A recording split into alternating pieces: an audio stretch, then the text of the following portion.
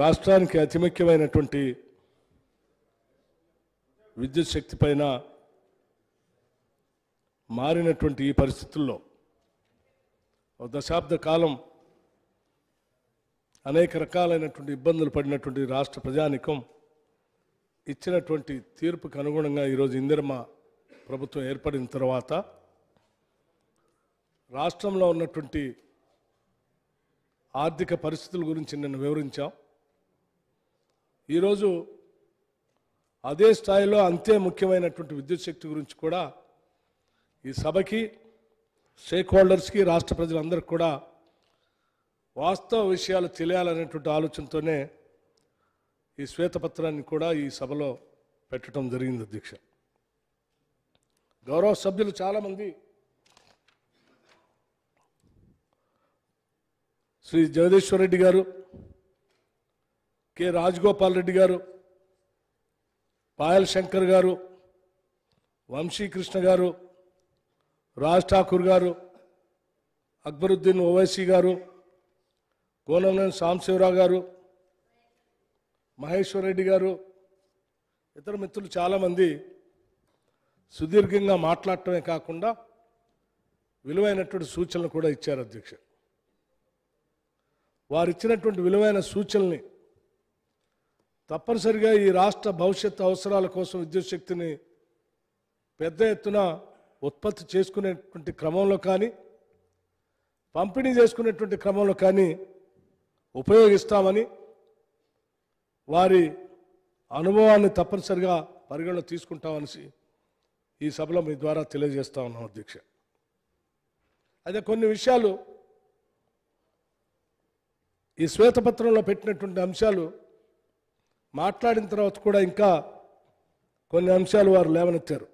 ప్రధాన ప్రతిపక్ష పార్టీకి సంబంధించిన మిత్రులు మాట్లాడేటప్పుడు కొన్ని అంశాలు లేవనెత్తి మొత్తం మేమే చేశాము, మొత్తం మా వల్లనే జరిగింది, మీరు వచ్చిన తర్వాత ఏమీ చేయలేదు, మీతో ఏది కాదు, గత ప్రభుత్వాలు ఏమీ చేయలేదు, ఇవాళ జరిగేదంతా మేమే అని చెప్పే ప్రయత్నం కూడా చేశారు. అధ్యక్ష, మేము కాదంటలేదు, కానీ వాస్తవ విషయాల్ని మీరు చేశారా, మేము చేశామా, గత పాలకులు చేశారా, అన్నీ కూడా లెక్కలో డేట్లతో సహా ఉన్నాయి. అధ్యక్ష, ఏ దాస్తే దాగేవి కాదు, అది జేబులో పెట్టుకొని పోయేవి కూడా కాదు, అన్నీ పెద్ద పెద్దన వందల వేల ఎకరాల్లో కళ్ళకు కనిపించేటువంటి ప్రాజెక్టులు అవన్నీ.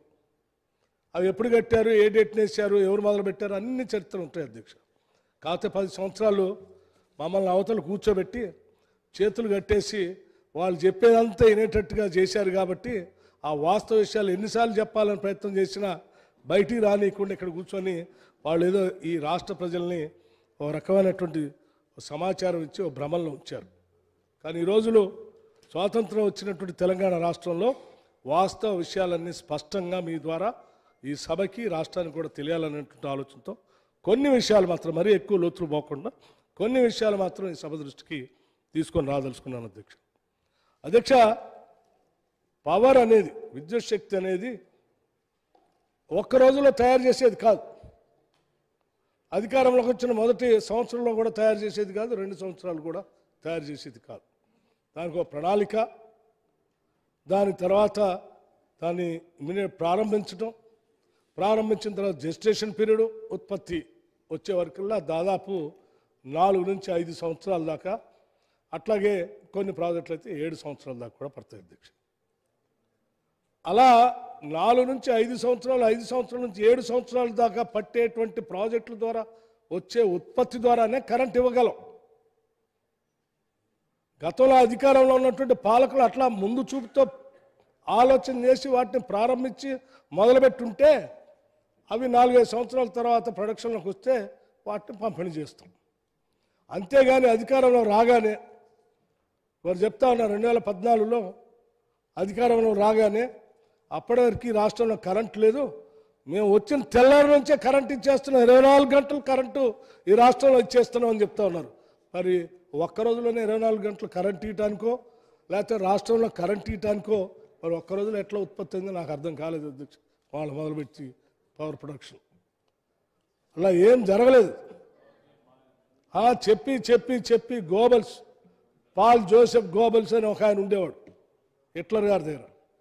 ఆయన ఉన్నది లేనట్టు లేనిది ఉన్నట్టు భ్రమలు కల్పిస్తూ ప్రపంచం మొత్తాన్ని కూడా మసిపూసి మారేడుకాయ చేసి ప్రచారం చేశారు. ఇప్పటికి కూడా చాలామంది ఆ గోబెల్స్ని ఆదర్శంగా తీసుకొని ప్రచారం చేసుకుంటూ చేసే కార్యక్రమంలో భాగంగానే వాళ్ళు ఈ రాష్ట్రంలో చేశారు అధ్యక్ష.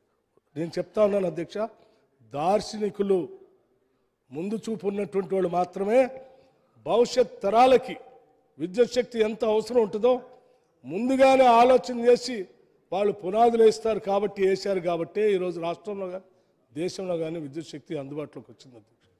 ఉదాహరణకు అధ్యక్ష, దేశంలో ప్రతి ఏటా పెరుగుతున్నటువంటి విద్యుత్ డిమాండ్ని దృష్టిలో పెట్టుకొని దార్శనికులైన మా నాయకులు శ్రీమతి సోనియా గాంధీ గారు, శ్రీ మన్మోహన్ సింగ్ గారి నాయకత్వంలోని అప్పటి యూపీఏ ప్రభుత్వం దాదాపు 2 దశాబ్దాల క్రితమే విద్యుత్ రంగంలో అనేక సంస్కరణలు చేపట్టడం జరగటం వలన ఈరోజు దేశంలో విద్యుత్ అందుబాటులోకి వచ్చింది అధ్యక్ష. అట్లాగే ఈ రాష్ట్రంలో కూడా వచ్చింది. ఆ విద్యుత్ సంస్కరణ ఫలితంగానే దేశంలోని అనేక రాష్ట్రాల్లో కొత్త విద్యుత్ ఉత్పత్తి కేంద్రాల స్థాపనకు దారులు పడ్డాయి. దేశంలో 2 విభిన్న ప్రాంతాల నడుమ విద్యుత్ కొనుగోళ్లు అమ్మకాలు జరిపే ఒక మార్కెట్ వాతావరణం కూడా ఆ తర్వాతనే ఏర్పడింది. విద్యుత్ మార్కెట్ కోసం ఉత్తర దక్షిణ భారతదేశాలు అనుసంధానించే ట్రాన్స్మిషన్ కారిడార్కి అవసరమైన ప్రణాళికలు కూడా అప్పుడే రూపుదిద్దుకున్నాయి.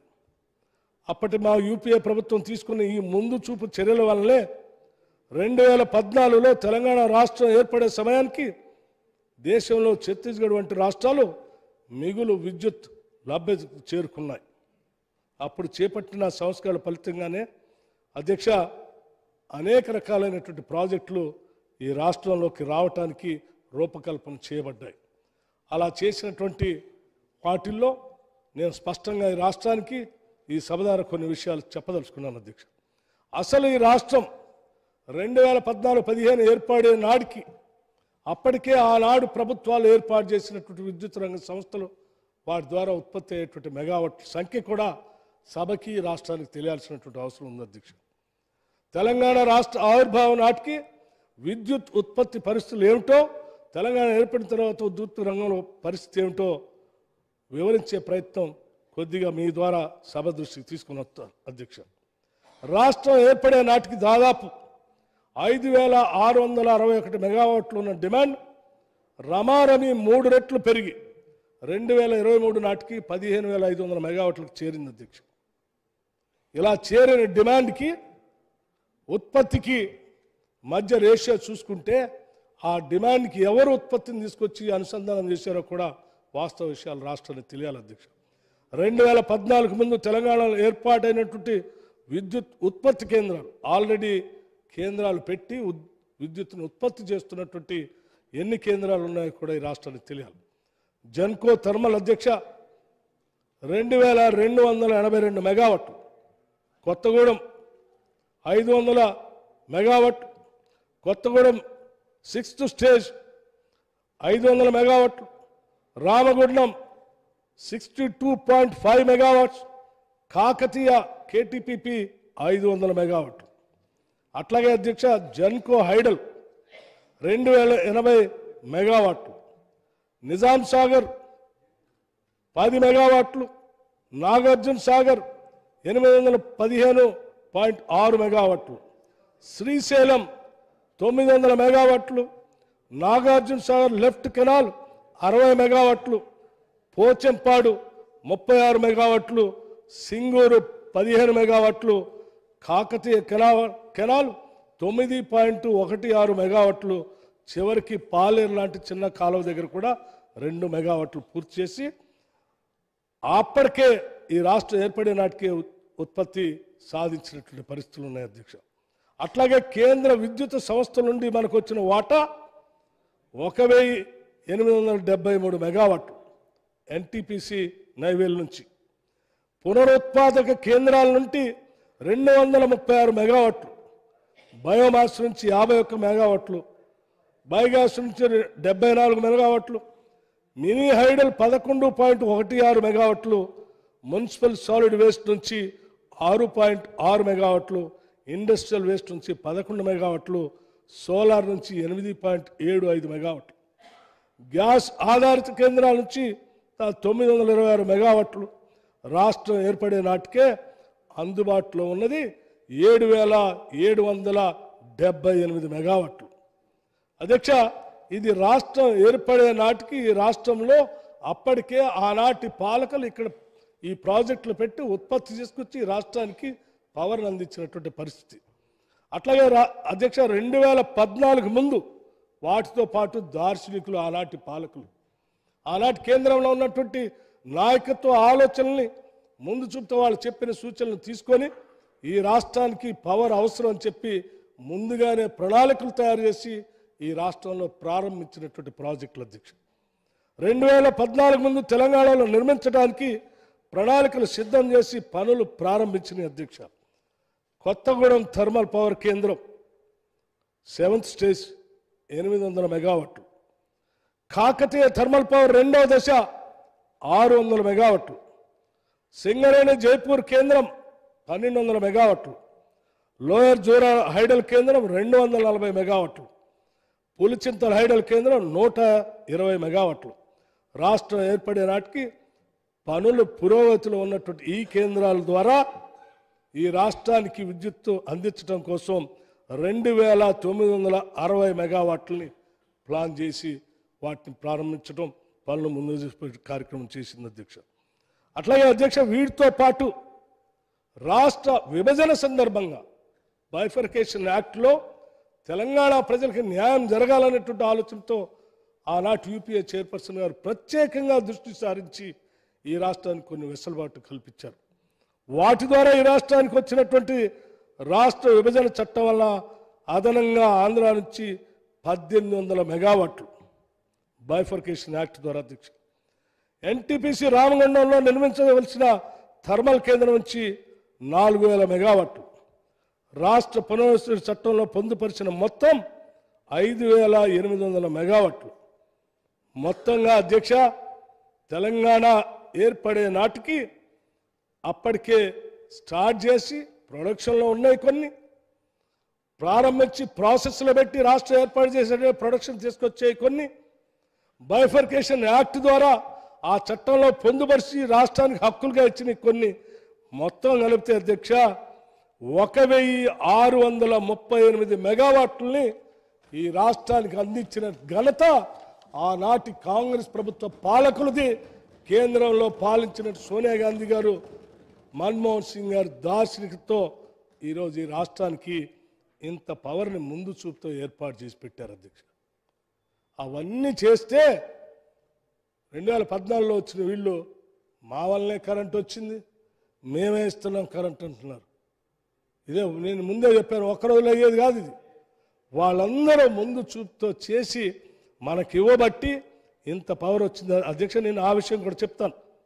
రాష్ట్రం ఏర్పడే నాటికి ఉన్న డిమాండ్ 5,661 మెగావాట్ల డిమాండ్ దృష్టిలో పెట్టుకొని ముందు చూపు ఉన్నటువంటి నాయకులు ఏ రకంగా ప్రణాళిక తయారు చేస్తారో కూడా వాళ్ళు ఈ రాష్ట్రానికి అందించినటువంటి ప్రాజెక్టుల ద్వారా ఇచ్చేటువంటి మెగావాట్ల యొక్క శక్తి సామర్థ్యం దాన్ని బట్టి మనకు అర్థం అవుతుంది. 5,661 మెగావాట్ల డిమాండ్ ఉంటే 1,638 మెగావాట్ల విద్యుత్ కెపాసిటీ కలిసినటువంటి రంగాన్ని సిద్ధం చేసి దాదాపు 2.7% రెట్లు ఇక్కడ ఉన్న డిమాండ్ కంటే ప్లాన్ చేసి ప్రొడక్షన్ కోసం ఈ రాష్ట్రానికి పవర్ ప్రాజెక్టులు ఇచ్చారు అధ్యక్ష. అది దార్శనికత అంటే, అది ముందు చూపు అంటే, అది భవిష్యత్ తరాల కోసం పాలకులు ఆలోచన చేయవలసింది. మరి మీరేం చేశారు అధ్యక్ష? తెలంగాణ కోసం కొట్లాడిను, మా వాళ్ళందరూ బతుకు కోసం కరెంట్ ఇవ్వాలా, మేమే ఇస్తాం, మా ద్వారానే వచ్చింది. మరి మీరేం ప్రొడక్షన్ చేశారు చెప్పండి? ఉన్న డిమాండ్కి మేము 2.7% ముందే ప్రణాళిక తయారు చేసి పవర్ అందించేటట్టుగా మేము చేశాము. మీరేం చేశారు అధ్యక్ష? 2023 15 మెగావాట్ల పైన నమోదైన డిమాండ్ కోసం గత బీఆర్ఎస్ ప్రభుత్వం దాదాపు 38,000 మెగావాట్లు విద్యుత్ ఉత్పత్తి కేంద్రాలకి ప్రణాళిక చేసి ఉంటే మేము ప్లాన్ చేసిన దానికి సమానంగా ఉండేది. 2.7% అదనంగా ఉన్న డిమాండ్కి మేము ప్లాన్ చేసి ఈ రాష్ట్రానికి విద్యుత్ కేంద్రాలు మేము అందించాం. మీరు ఇప్పుడున్నటువంటి డిమాండ్కి సరిపోయే విధంగా ఉన్న ప్లాన్ చేశారా? 15,000 మెగావాట్ల డిమాండ్ ఉందని చెప్తున్నారు. మరి దానికి మాలాగనే మీకు కూడా దార్శనికత ఉన్నా, ముందు చూపు ఉన్నా, అంకితభావం ఉన్నా, ఈ రాష్ట్రానికి పవర్ ఇవ్వాలనే ఆలోచన ఉన్నా, మీరు కూడా ఆ స్థాయిలో ప్లాన్ చేస్తే ఇప్పటికే రాష్ట్రంలో 38,000 మెగావాట్లకి మీరు ప్లాన్ చేసి ఉండాలి. కానీ మీరు చేసింది ఎంత? మొత్తం తిప్పి కొడితే మీరు అధికారంలోకి వచ్చిన తర్వాత మొదలుపెట్టింది 2 ప్రాజెక్టుల అధ్యక్ష. ఒకటి యాదాద్రి, 2 భద్రాద్రి. ఈ 2 ఏమో మొత్తం ఏమో వచ్చిన తర్వాత కరెంట్ ఇస్తున్నాం, మా వల్లనే రాష్ట్రానికి కరెంట్ వచ్చిందంటే ఏముంది? యాదాద్రి ఇంతవరకు ప్రొడక్షన్లోకే రాకపోయా, ఇంతవరకు ప్రొడక్షన్లో లేదు కదా. కట్ట భద్రాద్రి కడితేనేమో అది పనికిరాని సబ్ క్రిటికల్ టెక్నాలజీ తీసుకొచ్చి ఆడబెడుతుంది. అది ఆయన కొద్దిగా భారమా అధ్యక్ష? పాప అమాయకులైన గిరిజనులు ఉండే ప్రాంతం. 2017 కల్లానే ఈ దేశంలో అప్పటికే ఉన్నటువంటి పాత ప్రాజెక్టులు ఏదైనా సబ్ క్రిటికల్ టెక్నాలజీ ఏమన్నా టర్బైన్స్ టెక్నాలజీ వాడి ఉంటే వాటిని రిప్లేస్ చేసుకోవాలని కేంద్ర ప్రభుత్వం మన్మోహన్ సింగ్ గారి నాయకత్వంలో ఆల్రెడీ చెప్పడం జరిగింది. అరే ఉన్న పాత వాటినే రిప్లేస్ చేయాలని చెప్తా ఉంటే కొత్తగా మొదలుపెట్టే ప్రాజెక్టులో కూడాను మీరు సబ్ క్రిటికల్ టెక్నాలజీ తీసుకొచ్చి మీరు ఆడ పెడుతుంది. దానివల్ల ఎంత భారం అధ్యక్ష? రా మెటీరియల్ విపరీతంగా ఎక్కువగా వాడకం పెరిగి దానివల్ల దాని లైఫ్ ఉన్న 30 సంవత్సరాలు ఈ రాష్ట్రం మీద భారం పడాల్సింది. దాదాపు సంవత్సరాలు 200 నుంచి 300 కోట్లు అదనంగా భారం పడుతుందని చెప్తున్నారు. ఒకవేళ 30 సంవత్సరాలు దాని లైఫ్ ఉంటే 300 లెక్క సంవత్సరానికి అధ్యక్ష 30 సంవత్సరాలు ఎంత భారం పడుతుందో మీరు ఆలోచన చేయండి. అది ఇది మీరు చేసింది. దాని తోడు పొల్యూషన్ అధ్యక్ష. నోరు లేని, చెప్పుకోలేటానికి వాయిస్ లేని అమాయకులైనటువంటి గిరిజన ఉన్నటువంటి ప్రాంతంలో వద్దని నెత్తి నోరు కొట్టుకొని అరిశాం, చెప్పాం, ఒక్కళ్ళు పట్టించుకోలేదు. సరే మీ అవసరాలు ఏంటో ముఖ్యమంత్రి గారు నాకు చెప్పారు. దేనికోసం చేశారో, ఎవరి కోసం చేశారో, దాంట్లో ఏం మతలబు ఉందో అంతా స్పష్టంగా ఇందాకనే లెక్కలతో సహా సభకిచ్చారు. సరే దానికి సంబంధించి ఎంక్వైరీ కూడా వేస్తా అన్నారు, మీరే అడిగారు. ఆ జ్యుడిషియల్ ఎంక్వైరీ కూడా వేస్తా ఉన్నారు. దాని సంగతి కూడా బయటకు వస్తుంది అధ్యక్ష. అదేమో 1080 మెగావాట్ల అధ్యక్ష. ఇక ఈ యాదాద్రి పోనీ అది ఇలా చెప్పారు ముఖ్యమంత్రి గారు కూడా, చాలా అర్జెంటుగా ఉంది పవర్ తేవటానికి, 2 సంవత్సరాలు అయిపోవాలా, లేకపోతే కష్టం అని చెప్పేసి ఈ రాష్ట్రంలో ఉన్నటువంటి ఎమోషనల్ డిమాండ్ మీరు ఆ రకంగా వాడుకొని మొత్తం రాష్ట్రం మీద ఆ రకమైన భారం ఇస్తారు. పోనీ 2 సంవత్సరాల్లో పూర్తి చేశారా అంటే 2 సంవత్సరాలు అంటే 2 సంవత్సరాలు కాదు, అది దాదాపు 7 సంవత్సరాలు 8 సంవత్సరాలు పట్టింది అధ్యక్ష. ఇవాళ దాని తర్వాత యాదాద్రి అధ్యక్ష, యాదాద్రికి సంబంధించి చాలా సందర్భాల్లో నేనే కాదు సభలో ఉన్న మిత్రులు కూడా ఇప్పుడే మాట్లాడారు. ఏం మాట్లాడారు? ఇక్కడ బొగ్గు లేదు, ఇక్కడ తీసుకొచ్చి పెడితే దాదాపు 240 కిలోమీటర్ల పైన బొగ్గు సరఫరా చేయాలి, దానికి రైల్వే ట్రాక్ వేసుకోవాలా, దాని మీద అదనంగా భారం. ఏదో బొగ్గు దొరికే దగ్గర పెడితే ఈజీగా పవర్ ప్రొడక్షన్ చేసి తక్కువ ఖర్చుతో చేసుకోవచ్చని అనుకున్నాం. ఏం చేశారు అధ్యక్ష? సరే గతంలో ఉమ్మడి రాష్ట్రం ఉన్నప్పుడు సరే ఇక్కడ బొగ్గు లేని దగ్గర, ఆడ బొగ్గు లేని దగ్గర ఇక్కడ బొగ్గు ఉన్నోడు దిగిపోయి ఆడ పెట్టుకుంటున్నారు కాబట్టి వద్దనంటారు. మరి ఇప్పుడు నల్గొండ తెలంగాణలో దిగ, బొగ్గు దొరికే సత్తుపల్లి తెలంగాణలో దిగ, బొగ్గు దొరికే కొత్తగూడెం తెలంగాణలో దిగ, బొగ్గు దొరికే రామగుండం కూడా తెలంగాణలో కదా. అయ్యా వేరే ప్రాంతాలు కాదు కదా, ఆడ పెట్టుకోవచ్చు కదా. చాలా తక్కువ ఖర్చుతో ఎక్కువ ప్రొడక్షన్ తేయడానికి అవకాశం ఉన్నటువంటి 4,000 మెగావాట్లు అని చెప్తుంది, తీసుకొచ్చి ఆడ పెడుతుంది. పెట్టి ఏమైనా పూర్తి చేశారా? లేదు కదా. ఆ పూర్తి చేయడానికి కూడా ఎంత మీరు ఖర్చు పెట్టి ఆడ భద్రాద్రికి వచ్చేమో పెట్టుబడి ఖర్చు మెగావాటు 6.75 కోట్లుంటే మీ లేట్ చేయటం వల్ల ఆలస్యం చేయటం వల్ల 5.74 కోట్లకి ఆడ పెరిగింది. అంటే దాదాపు 40% పెరిగింది. ఏదో అంటారు. సరే, మీరేమన్నా తొందర చేద్దామని మిగతా అన్ని సబ్ క్రిటికల్ వాడినా సూపర్ క్రిటికల్ పక్కన పెట్టి ఏమైనా చేసినా మరి అదేనా కంప్లీట్ చేసి 2 సంవత్సరాలు చేశారంటే అది చేయపోగా ఇంకా అదనంగా భారం పడి అటు ఇటు కాకుండా అయిపోయింది. ఇక మీ యాదాద్రి అధ్యక్ష, ఇది కూడా దీనికి సంబంధించిన డిపిఆర్ ప్రకారం 25,099 కోట్లుగా ఈ విద్యుత్ సంబంధించి మీరు ప్లాన్ చేశారు, జనానికి చెప్పారు, అత్యవసరం కడుతున్నాం అని చెప్పారు. దీన్ని ఈరోజు ఇది 34,543 కోట్లకి మీరు ఆలస్యం చేయటం వల్ల పెరిగింది. అధ్యక్ష, ఒక్క మెగావాట్ ఖర్చు 6.27 కోట్ల నుంచి 8.64 కోట్ల పెరిగింది. ఒక్క మెగావాట్కి అయ్యే ఖర్చు 38% పెరిగింది. మొత్తంగా ఈ ప్రాజెక్టు వ్యయం దాదాపు 10,000 కోట్లుగా పెరిగి రాష్ట్రం మీద అదనంగా భారం పడతా ఉంది. ఆడ భద్రాద్రి అట్లే అదనంగా భారం పడే, ఈ యాదాద్రి ఇట్లే భారం పడే. మీకున్న ముందు చూపోయింది అసలు. ఈ రెండిట్లో మీరు ప్లాన్ చేసింది ఏంది, మీ విజన్ ఏంది, రాష్ట్రానికి తెచ్చిన కరెంట్ ఏంది.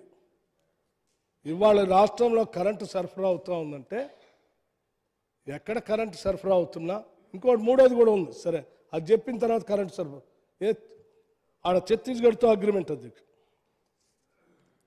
ఛత్తీస్గఢ్తో అగ్రిమెంటు సార్ అది చాలా ఉంది అసలు. అయ్యా, ఛత్తీస్గఢ్తో అగ్రిమెంట్ చేసుకొని ఎందుకు తీసుకొని రాలేకపోతున్నారు? అది కూడా చాలా అర్జెంటుగా నా ముఖ్యమంత్రి గారు చెప్పినట్టు చాలా అవసరం ఉందని చెప్పి నేను అగ్రిమెంట్ చేసుకోవాలి, హడావుడిగా పోయి చేసుకొని మీరు ఛత్తీస్గఢ్ నుంచి రావాల్సిన పవర్ని ఎందుకు తీసుకురావట్లేదు? ఏంటి దీని ఇబ్బంది? మీరు డబ్బులు చెల్లించకపోవటం వల్ల రావట్లేదా? లేకపోతే అసలు ఆడ ఉత్పత్తి చేసుకోవడానికి పనికొచ్చే బొగ్గు లేకపోవటం వల్ల రావట్లేదా? లేకపోతే ఆడ తక్కువ ధరకే దొరుకుతుంది, దాన్ని కొనకుండా ఉంటే మార్కెట్లో ఇంకా రేట్ ఎక్కువ పెట్టి కొనొచ్చు అనే ఉద్దేశంతో తీసుకురావట్లేదా? ఎందుకు తీసుకురావట్లేదా 1000 మెగావాట్లని అడుగుతా ఉన్నాను. ఎందుకంటే ఇది మనం అగ్రిమెంట్ చేసుకున్న దాని ప్రకారం మీరు అది తీసుకురాకపోయినా దాని బిల్లు డబ్బులు అయితే కట్టాలి. మీరు కట్టారు కదా, ట్రాన్స్మిషన్కి కట్టారా లేదా? ఆ కట్టిన లెక్క ఎవరు తీసుకొస్తారు, ఎందుకు ఖర్చు అయింది అనేది కూడా మీరు ఈ రాష్ట్ర ప్రజలకు చెప్పాల్సినటువంటి అవసరం ఉందని కూడా నేను ఈ సందర్భంగా మనవి చేస్తా ఉన్నాను. అధ్యక్ష, ఇది మీరు మాల్వా నుంచి విద్యుత్ కేంద్రం 1000 మెగావాట్లు విద్యుత్ ఏప్రిల్ 22 నుంచి ఛత్తీస్గఢ్ విద్యుత్ కేంద్రం విద్యుత్ సరఫరా నిలిచిపోయింది. ఎందుకు నిలిచిపోయింది? గ్రిడ్ కారిడార్ అందుబాటులో ఉండి కూడా దాన్ని ఉపయోగించుకోకపోయినా మీరు 638.5 కోట్లు ఇప్పటికే నిరర్ధక చెల్లింపులు చేశారు కదా. మరి దానికి ఎవరు బాధ్యులు? రాష్ట్రానికి సంబంధించిన ప్రజలకు సంబంధించిన డబ్బులే కదా అది. దీనివల్ల మీరు ఇది తీసుకోపోబట్టి మార్కెట్లో విద్యుత్ కొనుగోలు చేయటం జరుగుతూ ఉంది. దానివల్ల 2022-23 వరకు దాదాపు 1,886 కోట్ల నష్టం వాటిల్లిందని విద్యుత్ సంస్థల అంచనాలు లెక్కలు చెప్తా ఉన్నాయి. అంటే ఎన్ని రకాల నష్టం అండి? రాష్ట్రం వచ్చిన తర్వాత కరెంటు మేము ఇచ్చాం రాష్ట్ర ప్రజలకు అని చెప్పి మీరు మొదలుపెట్టిన మూడిట్లో 3 పరిస్థితి. భద్రాద్రి ఏమో అట్లా ఉండే, యాదాద్రి ఇట్లా ఉండే, ఛత్తీస్గఢ్ పవర్ ఇట్లా ఉండే. ఈ 3 ఏమన్నా సాధించామన్న రాష్ట్ర ప్రజలకు ఉపయోగం ఉన్నాయంటే లేవు. ఏమీ చేయనటువంటి మీరు పొద్దున్న లేస్తే 24 గంటలు కరెంట్ మేము వేస్తున్నాం. మొత్తం అసలు రాష్ట్రంలో మేము వచ్చిన తర్వాత రాష్ట్ర ప్రజలంతా ఇంకో పెద్ద మనిషి అయితే ఏదో చార్కంది అంటే కిరసాయల ల్యాంప్ కింద చదువుకున్నారు, లాంతర్ ల్యాంప్ పట్టుకొని వచ్చారు సభలోకి, లేకపోతే వరి కంకులు పట్టుకొని వచ్చారు, లేకపోతే జొన్న కంకులు పట్టుకొని వచ్చారు. మేము వచ్చిన తర్వాత అన్నీ బంద్ అయినాను.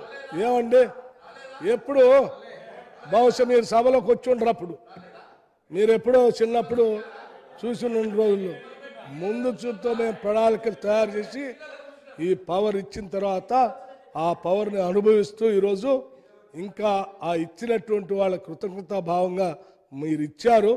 ఈరోజు మీరు ఇయ్యబట్టే ఈరోజు రాష్ట్రంలో వెలుగు నిండుతుందని చెప్పాల్సిన మీరు ఆ మాట చెప్పకపోగా మీ వల్ల ఏం కాలేదు, మొత్తం మేమే చేసామని చెప్పి ఈ లెక్కలే కదా. నేను అడుగుతా ఉన్నాను, ఈ 3 కాకుండా ఇంకేదైనా మీరు పవర్ ప్రాజెక్ట్స్ ఈ రాష్ట్రంలో పెట్టారా అని నేను అడుగుతున్నా సభాముఖంగా గౌరవ సభాపతి గారి ద్వారా మిమ్మల్ని. ఈ 3 కాకుండా, ఈ 3 టైం ఇస్తాం, ఈ 3 కాకుండా యాదాద్రి, భద్రాద్రి, ఛత్తీస్గఢ్ అగ్రిమెంట్ కాకుండా కాదండి. గౌరవ మాజీ మంత్రి గారిని నేను అడుగుతా ఉన్నాను, యాదాద్రి, భద్రాద్రి కాకుండా సరే మాకెవరికి కనపడకుండా ఇన్విజిబుల్ ఏమైనా ప్రాజెక్ట్ మీరు ఎక్కడ కట్టుంటే చెప్పండి, మేము వచ్చి చూస్తాం. అది ఎట్లా అండి, కళ్ళకు కనపడుతూనే ఉంటాయి కదా, కనపడకుండా ఉండేవి కాదు కదా. ఎందుకంటే ఇంకెంతకాలం మాయ చేస్తారు రాష్ట్ర ప్రజల్ని మోసం చేసి చేసి జనం అందరికి అర్థమైపోయా. అర్థమైన తర్వాత కూడా ఇంకా సభలో వచ్చి అదే మాట్లాడుతుంటే ఎట్లా? అధ్యక్ష మైక్ ఇస్తారు, అధ్యక్ష ఇచ్చినప్పుడు ఇస్తారు మీకు కూడా ఇస్తారు, తప్పనిసరిగా ఇస్తారు. ఎందుకెవరో గౌరవ సభ్యులు మీకు కూడా ఇస్తారు, మీరు చెప్పేటప్పుడు నేను చెప్తున్నాను. అధ్యక్ష ఇక విద్యుత్ రంగం మరి ఇక ఈయన చేసింది ఏమి ఈ పక్కన ఉన్నాయి అధ్యక్ష. ఇక మీరు చేసిన నిర్వాహకం రాష్ట్రంలో విద్యుత్ శక్తికి సంబంధించినటువంటి అప్పులు సంబంధించి అయ్యా చెప్తున్నాను అయ్యా, మీరు మొదలుపెట్టిన యాదాద్రి భద్రాద్రి ఆ రెండింటితో ఛత్తీస్గఢ్ పవర్ అగ్రిమెంటు, ఈ 3 పుణ్యమా అంటూ మొత్తం కలిపి మీరు ప్రొడ్యూస్ చేసింది 1000 మెగావాట్లు, మొత్తం కలిపితే 1000 మెగావాట్లు. దానికి ఈ రాష్ట్రంలో 10 ఏళ్ళుగా మీరు చేసిన అప్పులు కూడా చెప్తా ఉన్నాను. అయ్యా ఒకసారి ఆలోచించండి, ఏమంటే మీ చర్యల వల్ల ఈరోజు విద్యుత్ రంగంలో ఉన్నటువంటి సంస్థలన్నీ 81,560 కోట్ల అప్పులు పాలైపోయినాయి అధ్యక్ష. ఏమంటే పట్టుమని ప్రాజెక్ట్ కట్టరైతే అప్పులు చూస్తే మాత్రం ఇంత పెద్ద ఎత్తున చేస్తుంది. అధ్యక్ష ఇది ఎక్కడ అన్యాయము? ఎవడైనా ప్రాజెక్టులు కట్టి కరెంటు తీసుకొచ్చి ఇగో దానికోసం అప్పు చేసాం, ఈ కరెంటు తెచ్చాం, జనంకి ఇచ్చామని చెప్తారు.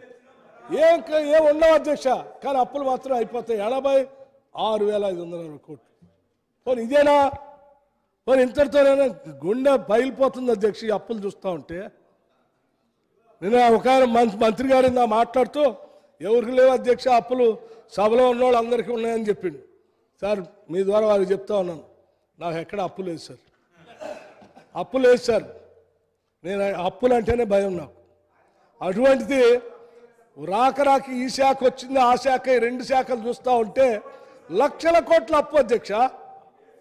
రూపాయి 2 కాదు, ఇది లక్షల కోట్ల అప్పు. ఇది ఎక్కడ అన్యాయం అధ్యక్ష? మీ చర్యల వల్ల 81,560 కోట్లు. అది ఇవి కాకుండా పోనీ ఏమన్నా మీరు ప్రభుత్వం ద్వారా కరెంట్కి ఇచ్చి డిస్కౌంట్ బాగు చేశారా అంటే వాళ్ళకి మీరు చెల్లించాల్సిన బకాయిలు 32,497 కోట్లు. మొత్తం కలిపితే అధ్యక్ష 1,14,057 కోట్లు భారం ఈరోజు విద్యుత్ శాఖలు భరించాల్సిన పరిస్థితి. అయ్యా ఇది వీళ్ళ పుణ్యం అధ్యక్ష, ఇది వాస్తవ పరిస్థితి. అందుకే శ్వేతపత్రం పెట్టి వాస్తవాలు చెప్తా ఉంటే పొద్దున్న నుంచి ఎప్పుడు దీన్ని తప్పిద్దామా, ఏదో రకంగా సభని మిస్గైడ్ చేద్దామా, ఏదో రకంగా ఇది చర్చ రాకుండా చేద్దామా, ఏదో రకంగా డిస్టర్బ్ చేద్దామా, ఆ చర్చ లేకుండా సభలోంచి బయటికి పోదామా, ఏదో రకం అంటే వాస్తవాలు బయట రావద్దు, లెక్కలు బయట రావద్దు. అది పొద్దున్న నుంచి చూస్తున్న అధ్యక్ష ఇదే పని.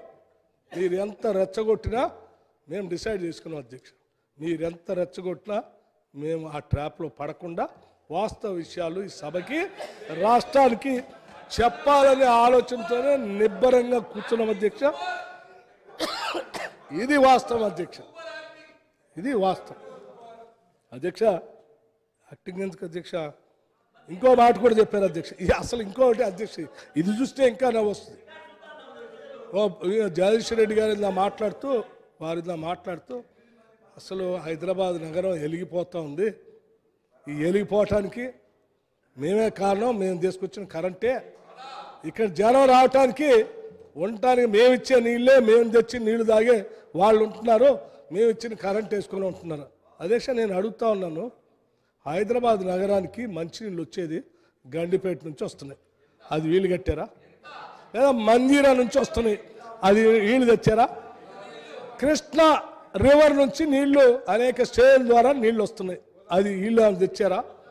గోదావరి శ్రీపాద ఎల్లంపల్లి నుంచి నీళ్ళు వస్తున్నాయి, అదే వీళ్ళు తెచ్చారా? ఇవాళ హైదరాబాద్ నగరానికి నీళ్ళు వచ్చేది గండిపేట, మంజీరా, కృష్ణా నది, గోదావరి నది, ఇవే కదా అధ్యక్ష. ఈ నాలుగింటికి సంబంధించి మనందరికీ తెలిసిందే. గండిపేట ఎవరు కట్టారో తెలుసు, కృష్ణా నది నీళ్ళు ఎవరు తీసుకొచ్చారో తెలుసు, గోదావరి నీళ్ళు ఎవరు తెచ్చారో తెలుసు, మంజీరా ఎవరు తెచ్చారో తెలుసు. ఈ నీళ్లు మేము తీసుకొచ్చి మేము కట్టి ఇక్కడ తీసుకొచ్చి ఇస్తే ఆ ఒక్క గండిపేట తప్ప మిగతా అన్ని మేము తెచ్చినాయి కదా. అలాంటి కాంగ్రెస్ ప్రభుత్వాలు లేకపోతే మిగతా ప్రభుత్వాలు ఎవరో తీసుకొచ్చు. మీరేంది మా వల్ల నీళ్లు తాగుతున్నారు అంటున్నారు. మీరు ఎక్కడి నుంచైనా ఒక డ్యామ్ కట్టారా? ఆ డ్యామ్ నుంచి నీళ్లు తీసుకొచ్చారు హైదరాబాద్కి? ఏ లేదే. ఎందుకు అధ్యక్ష? ఇది వాస్తవాలు, రికార్డు కదా, హిస్టరీ. ఇది కనపడతాయి కదా, కనపడకుండా ఉండే కాదు కదా. ఇది అధ్యక్ష, శ్రీపాద ఎల్లంపల్లి ఎప్పుడు మొదలుపెట్టారో మాకు తెలుసు, పైప్ లైన్ ఎప్పుడు వేసారో ఇక్కడ తెలుసు, మీరు ట్యాప్ తిప్పి నీళ్ళు ఎప్పుడు చల్లుకున్నారో కూడా తెలుసు, డేట్తో సహా చెప్తాను. ఉండడం వరద కాలం అన్నీ తెలుసు అధ్యక్ష. అట్లాగే అధ్యక్ష, ఇంకోటి కూడా చెప్తున్నాం, మేము రాష్ట్రంలో అద్భుతం కరెంటు గురించే కాదు, ఇరిగేషన్ ప్రాజెక్టులు కూడా అద్భుతంగా కట్టాము. 1 కోటి ఎకరాల పైన నీళ్లు బారిస్తున్నాము. అసలు మామూలు పంటలు పండట్లేదు అని చెప్తున్నారు, పారే నీళ్ళతో బ్రహ్మాండంగా బారుతున్నాయి అంటున్నారు. కానీ ఇక్కడ నేను ఆశ్చర్యకరమైనటువంటి లెక్కలు ఏంటంటే, ఈ విద్యుత్ శాఖలో అధ్యక్ష, రాష్ట్రం ఏర్పడే నాటికి వ్యవసాయ విద్యుత్ కనెక్షన్లు 19.3 లక్షలు ఉన్నాయి అధికారిక లెక్కలు అధ్యక్ష. 2023-24 నాటికి 27.99 లక్షల కంటే దాదాపు 28 లక్షలు పెరిగినాయి అధ్యక్ష. అంటే 19 లక్షల నుంచి 28 లక్షలు అంటే దాదాపు 9 లక్షలు కొత్త పంపులు పెరిగాయి. అంతేనా? దాదాపు 10 లక్షలు కొత్త బోర్లు పెరిగినాయి. అరే మరి ప్రాజెక్టు నుంచి కాలువల ద్వారా నీళ్లు బ్రహ్మాండంగా బారుతుంటే ఎవడైనా మళ్ళీ కొత్త బోర్ వేసుకుంటాడా? ఏమన్నా కాదు అధ్యక్ష. కొత్త ప్రాజెక్టు కట్టి ఆ ప్రాజెక్టు ద్వారా కాలువల ద్వారా బ్రహ్మాండంగా మీద తిప్పగల అదేంటి లాకలెత్తంలో నీళ్లు బారుతూ ఉంటే మళ్ళీ బోర్ వేసుకొని 1,57,000 కోట్లు పెట్టి ఇరిగేషన్ ప్రాజెక్టులు కట్టాం. ఆ బ్రహ్మాండంగా పంటలు పండుతున్నాయి, ఆ నీళ్లు విపరీతంగా పారుతున్నాయి అని చెప్పి మరి మళ్ళీ 10 లక్షల బోర్లు ఎందుకు వేశారు అధ్యక్ష? మళ్ళీ 10 లక్షల బోర్లు ఎందుకు వేశారు? నీళ్లు కాలువల ద్వారా నీళ్లు పారనప్పుడే ఎవరైనా బోర్లు వేసుకొని నీళ్లు తీసుకుంటారు. అంటే మీరు వచ్చిన తర్వాత 1,57,000 కోట్లు పెట్టి కాలువలకి ఇరిగేషన్ ప్రాజెక్టుల కోసం ఖర్చు పెట్టిన డబ్బుతో నీళ్లు రాకపోగా ఈ రాష్ట్రంలో ప్రజలు తప్పనిసరి పరిస్థితుల్లో ఇంకొక 10 లక్షల బోర్లు వేసుకున్నారు. ఇది ఉన్న లెక్కలు. ఇది నేను తయారు చేసిన లెక్కలు కాదు, ఇది వాస్తవ లెక్క. అంటే విద్యుత్ వినియోగం అధ్యక్ష, వ్యవసాయ రంగ విద్యుత్ వినియోగం 11,671 మిలియన్ యూనిట్ల నుంచి 19,990 మిలియన్ యూనిట్లు పెరిగింది. అంటే వ్యవసాయ వినియోగం, విద్యుత్ వినియోగం 1.7 రెట్లు పెరిగింది. అంటే అక్కడ ఇరిగేషన్ మీద పెట్టిన డబ్బులు పోయినాయి, ఇక్కడ పెట్టిన డబ్బులు పోయినాయి. అసలు మొత్తం రాష్ట్ర బడ్జెటే మాయమైపోయింది. చూడటానికి మాత్రం ఏం కనపడదు. వాళ్ళు మాత్రం అన్ని మేమే తెచ్చాం, అన్ని చోట్ల కరెంట్ కనెక్షన్ మేము ఇస్తున్నామని చెప్తా ఉన్నారు అధ్యక్ష. అట్లాగే ఈ రాష్ట్రంలో ఈ అప్పులు భారం చూసి తట్టుకోలేక ఉన్న వాస్తవ విషయాలన్నీ అసలు రాసిండి ఈ సభకు తెలియాలి, జనానికి కూడా తెలియాలని చెప్పి అప్పుల సంఖ్య మొత్తం ఇవ్వమని అధ్యక్ష. టీఎస్ జెన్కో విద్యుత్ సంస్థల ప్రస్తుత ఆర్థిక పరిస్థితి. రాష్ట్ర విద్యుత్ ఉత్పత్తి సంస్థ రాష్ట్రం ఏర్పడే నాటికి జెన్కో అప్పులు కేవలం 7,662 కోట్లు మాత్రమే ఉన్నాయి. నేడు జెన్కో అప్పులు 32,797 కోట్లు. అధ్యక్ష, అప్పులు 4.28% పెరిగాయి. జెన్కో డిస్కమ్ల నుండి ప్రభుత్వం నుండి రావాల్సిన బకాయిలు 9,743 కోట్లు. సింగరేణికి జెన్కో చెల్లించవలసిన బకాయిలు కోలుకు సంబంధించి 4,553 కోట్లు.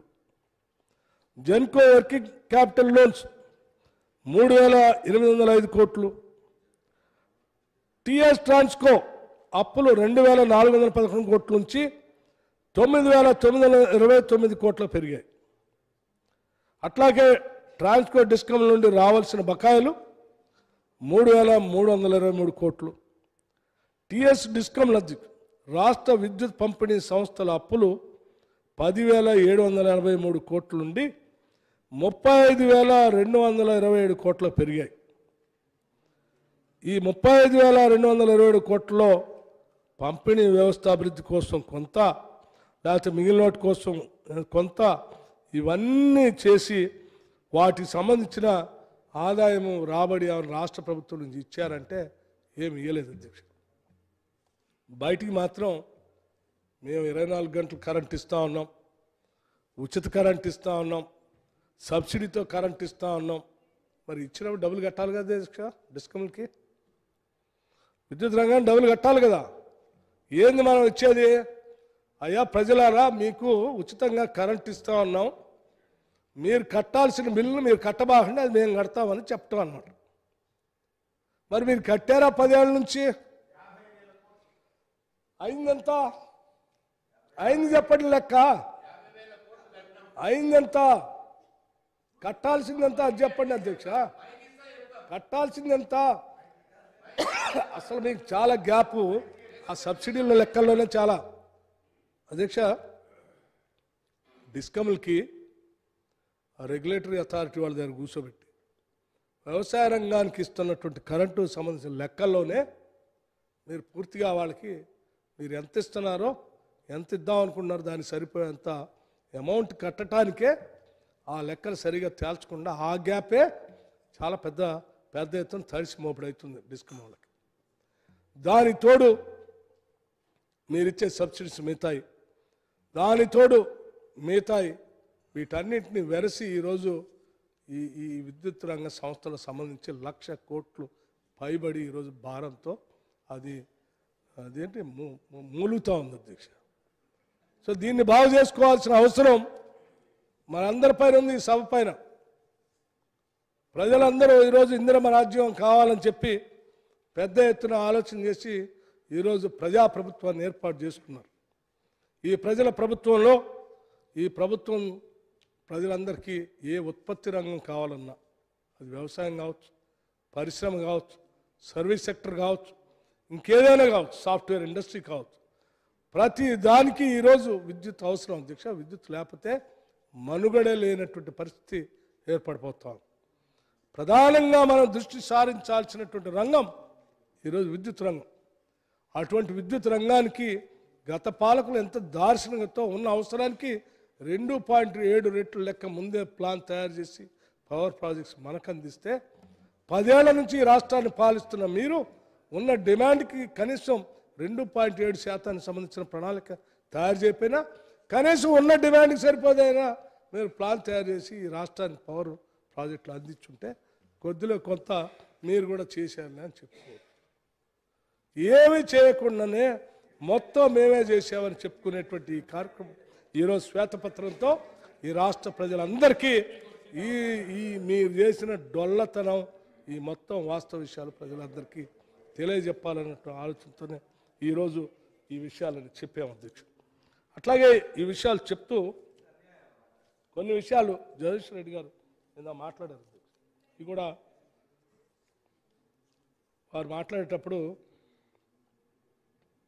సరే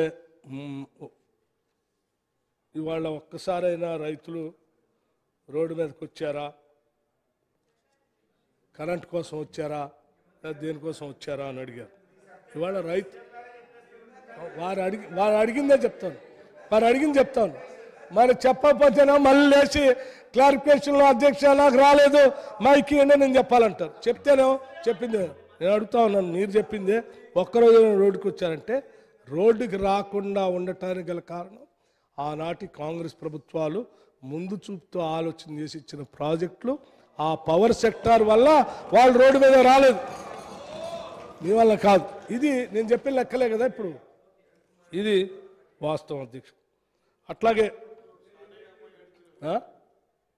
ఇక ఛత్తీస్గఢ్ గురించి కూడా వారు అడిగారు. ట్రాన్స్మిషన్ డిస్ట్రిబ్యూషను వారికి మేమే ఆదేశాలు ఇచ్చాం, అగ్రిమెంట్ చేసుకున్నాం. ఆ తర్వాత ఆ పవర్ రావడానికి కూడా మేమే ఆదేశాలు ఇచ్చామని చెప్తారు. ఎవరు ఆదేశాలు ఇచ్చారు అధ్యక్ష? ట్రాన్స్మిషన్ సంబంధించి వార్దా నిజామాబాద్ లైన్ 4940 మెగావాట్లకు సంబంధించి ఎప్పుడు 2013లోనే అది స్టార్ట్ అయింది. మీరు ఆదేశాలు ఇవ్వటైంది, మీరు ఆదేశాలు ఇవ్వటైంది గ్రిడ్, మీరు ఆదేశాలు ఇవ్వటంటే మీరు ఆదేశాలు ఇస్తే గ్రిడ్ మొదలుపెట్టి ఎట్లా అండి? ఇది మీరు ఎప్పుడు చూడు గతంలో సరే అప్పుడు ఏదో చెప్పారు, ఆ చెప్పిన దాన్ని కాదని చెప్పడానికి మైక్ అడిగితే కూడా ఇచ్చే పరిస్థితి లేదు కాబట్టి అరిసి అరిసి గొంతుపై 10 ఏళ్ళు అరిసిపోయినాం. ఇప్పుడైనా వాస్తవాలు చెప్పు, ఎందుకండి ఇంకేం చెప్తారు? ఇంకేముంది మీరు చెప్పడానికి? మొత్తం అంతా ఎక్స్రే వేసి చూపిస్తుంది, అంతా అయిపోయి కరెంటు సంబంధించి మీరు వేసిన అప్పులు ఏంది, మీ కథ ఏంది అంతా చెప్తుంది. ఇంకా ఎక్స్రే చూసిన తర్వాత ఇంకేం చెప్తారు? అయిపోయా. అరే ట్రాన్స్మిషన్ సంబంధించి మీ ఆదేశాలు తీసుకునే పరిస్థితులు ఎవరు లేరు అధ్యక్ష. అట్లాగే ఇక ఎన్జిటి కేసు, ద్రోహి ఎవడో ఎన్జిటి కేసు వేసిండు భద్రాద్రి మీద యాదాద్రి మీద, లేకపోతే మేము అద్భుతాలు సృష్టించేవాళ్ళం. అరే మీకే తెలుసా అది సబ్ క్రిటికల్ టెక్నాలజీ, అది వద్దని మొత్తం ప్రపంచం అంతా చెప్తా ఉంది. అది పెడితే ఇది నష్టం.